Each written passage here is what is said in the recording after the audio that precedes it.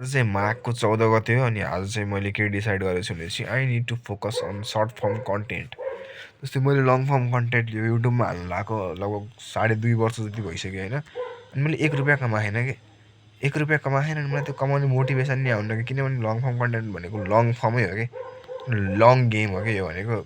अनि यसले मलाई चाहिँ लास्टै हेल्प गर्यो होइन। अभियसली म बोल्नै सक्दैन मान्छेहरूसँग, अहिले चाहिँ म मजाले गफ जोत्न सक्छु यताउता, तर मैले पैसा चाहिँ कमाएन कि I need to earn money now.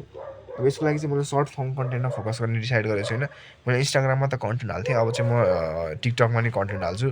किनभने मैले चाहिँ होइन इन्स्टामा चाहिँ हाल्थेँ होइन, किनभने इन्स्टामा भन्ने हुन्थ्यो, तर टिकटकमा चाहिँ के हुन्थ्यो भने चाहिँ रिलेटिभ चाहिँ थाहा पाउँछन् कि रिलेटिभ थाहा पायो भने घर भनिदिन्छन्। अनि त्यसपछि मलाई पढ्नु सढ्नु छैन खालि यही गर्छ भनेर भन्छन्, झ्याउ हुन्छ भनेर बसिदिएँ। तर अब रिस्क लिइदिन्छु कि म तिनीहरूले थाहा पाएर मेरो घरकालाई कन्भिन्स गर्नभन्दा अगाडि मैले कमाइदिएँ भनेपछि सकियो के कुरो।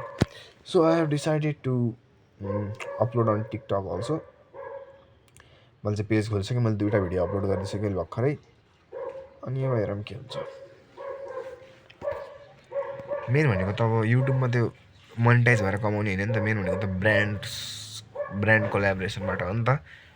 अनि युट्युबभन्दा चाहिँ यो टिकटक र इन्स्टाग्रामबाट छिटो हुन्छ भनेर मैले बहुत देखिरहेको छु। मैले चाहिँ अब युट्युब पनि छोड्ने त होइन, युट्युब पनि हाल्छु, तर युट्युब भनेको एज अ प्यासन जस्तो। अनि इन्स्टाग्राम र टिकटक भनेको चाहिँ as a money making machine जस्तो के। मैले त्यही सोचेको छु यसलाई, पछि के सोध्छु मलाई थाहा छैन, तर अहिले चाहिँ मैले त्यही सोचिरहेको छु कि युट्युब भनेको एउटा मेरो प्यासन प्रोजेक्ट जस्तो। युट्युब लास्टै राम्रो प्लेटफर्म हो होइन, तर पैसा कमाउनलाई चाहिँ अलि ढिलो हुन्छ कि युट्युबमा। सो मैले चाहिँ अब टिकटक र इन्स्टाग्राममा अपलोड गरेर चाहिँ अब पैसा कमाउन ट्राई गर्छु। अलिक प्रोफेसनल भिडियो हाल्छु अभियसली, एडिट गरेर राम्रो मस्त होइन।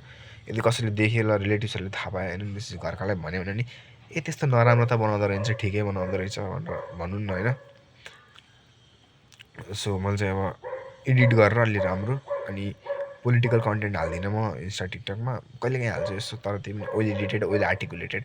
ऱ्यान्ट हान्दिनँ, रिसाएर बोल्दैन, किनभने इट्स भेरी रिस्की।